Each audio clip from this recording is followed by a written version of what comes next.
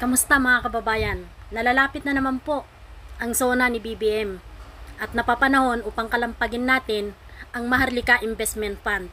Sa mga nakalimot po kung ano ang ibig sabihin ng Maharlika Investment Fund, ito po ay bagong pondo na binubuo ng Pilipinas para maipon ang pera, surplus money and investable funds at iba pang yaman ng bansa na maaring gawing kapital sa mga negosyo sa loob at labas ng bansa.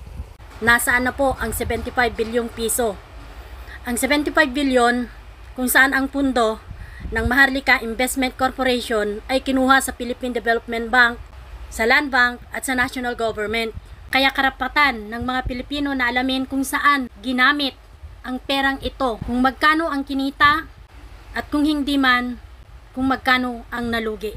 3 years na mga kababayan, simula ng buuin ang Maharlika Investment Fund at itatag ang Maharlika Investment Corporation sa mga investment na pinasok nito. Pera ito ng taong bayan. Public funds ito. So, asan na mga projects? Where are the returns on investment? Asan na ang 75 billion? Kaya ko ito tinatanong mga kababayan. Dahil ang ating mga karatig bansa, yung mga investment na kahalintulad dito sa Maharlika Investment Corporation ay bumagsak. Nagamit ang pera, nagamit ng mga politiko ang pera sa pansariling interes. Tignan nyo ang One Malaysia Development Berhad. Bumagsak, napunta sa wala ang kanilang pera. Nasaan na nga ba ang 75 bilyong investment natin sa Maharlika Investment Corporation? Nalalapit na ang SONA at budget season kung saan inilalatag ang mga plano para sa ating ekonomiya. Bilang mamamayan, mahalagang malaman natin kung saan ginamit ang 75 bilyong seed fund mula sa Land Bank at Development Bank of the Philippines.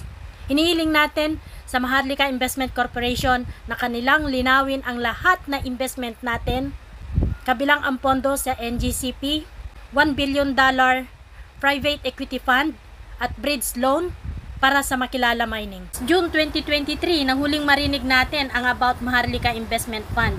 Kine-question noon ni Senate President Chis Escudero kung paano kikita ang Maharlika Investment Corporation. Ganun pa man mga kababayan, kahit na hindi malinaw, ang test of economic viability ng Maharlika Investment Fund na ito ay nakalusot sa Kongreso at sa Senado.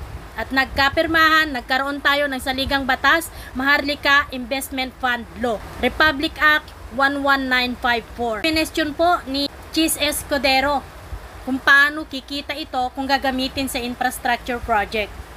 Pero sinabi naman ni Senator Mark Villar, annually kikita po ng 8.64 ang Maharlika Investment Corporation. Ngayon, 3 years na ang nakaraan, magkano na kaya ang kinita ng 75 billion? Maraming salamat.